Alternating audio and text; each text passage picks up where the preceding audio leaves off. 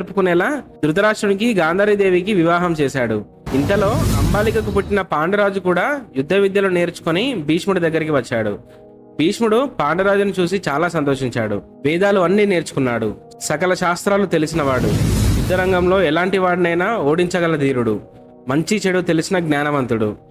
మనోహర రూపం ఉన్న అందగాడు. వీడి వల్ల మా వంశం ఎంతో కీర్తి చెందుతుంది అని భీష్ముడు అనుకున్నాడు. కానీ ఇంతలో ఇద్దరు యువరాజుల్లో ఒకరిని కురుసింహాసనానికి రాజుగా ప్రకటించే సమయం వచ్చేసింది. అందరూ ధృతరాష్ట్రుడిని రాజుగా ప్రకటించాలి అనుకున్నారు. ధృతరాష్ట్రుడు కూడా చిన్నప్పటి నుండి తానే హస్తినాపురానికి కాబోయే రాజు అని అనుకునేవాడు.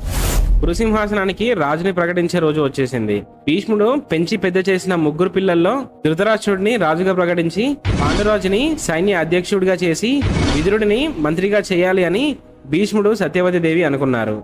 మొదటగా విదురుడిని మంత్రిగా ప్రకటించారు. తర్వాత పాండురాజుని సర్వ సైన్యాధ్యక్షుడిగా ప్రకటించారు.